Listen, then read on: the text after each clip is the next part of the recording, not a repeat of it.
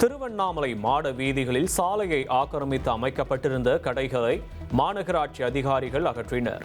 திருவண்ணாமலை அண்ணாமலையார் கோவிலுக்கு கார்த்திகை திருவிழாவை முன்னிட்டு ஏராளமான பக்தர்கள் வருகை தருவது வழக்கம். இந்த நிலையில் பக்தர்களின் வசதிக்காக நடைபாதையை ஆக்கிரமித்து அமைக்கப்பட்டிருந்த கடைகளை JCB உதவியுடன் அகற்றினர்.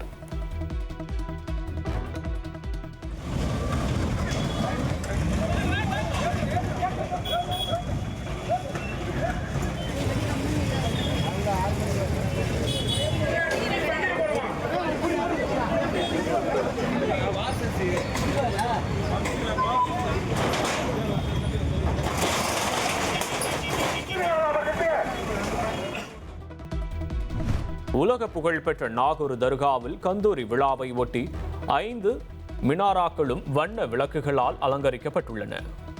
இரவில் ஜொலிக்கும் மினாராக்களை பக்தர்கள் மற்றும் சுற்றுலா பயணிகள் ஆர்வமுடன் புகைப்படம் எடுத்து செல்கின்றனர்.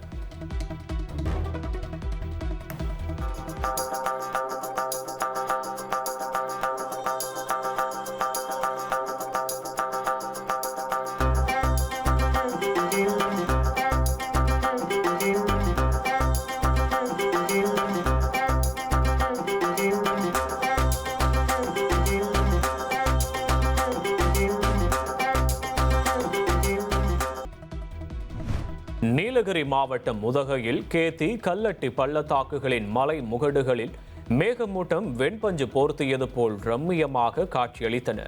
குறிப்பாக கல்லட்டி மலைப்பாதையிலிருந்து முதுமலை வனப்பகுதி முழுவதும் மேகக்கூட்டம் சூழ்ந்திருந்தது கண்களுக்கு விருந்து படைத்தது.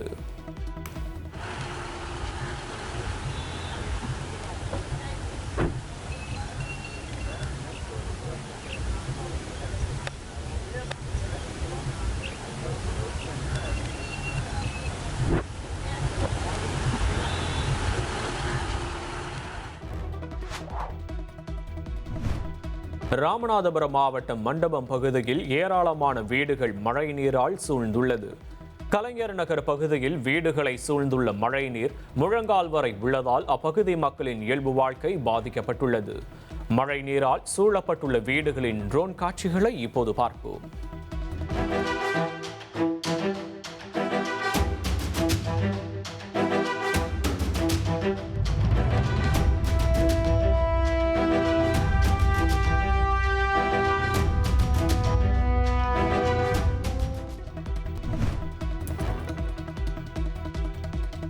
ராமேஸ்வரத்தில் பெய்த கனமழையால் அரசு மருத்துவமனை முன் மழை நீர் தேங்கியுள்ளது. இதனால் நோயாளிகள் கடும் சிரமத்திற்கு ஆளாகியுள்ளனர். மேலும் தேசிய நெடுஞ்சாலை நகராட்சி அலுவலகங்களிலும் மழைநீர் தேங்கியுள்ளதால் பொதுமக்களின் அன்றாட வாழ்க்கை பாதிக்கப்பட்டுள்ளது. தமிழகத்தில் வடகிழக்கு பருவமழை இயல்பை விட 4% கூடுதலாக பதிவாகியுள்ளது.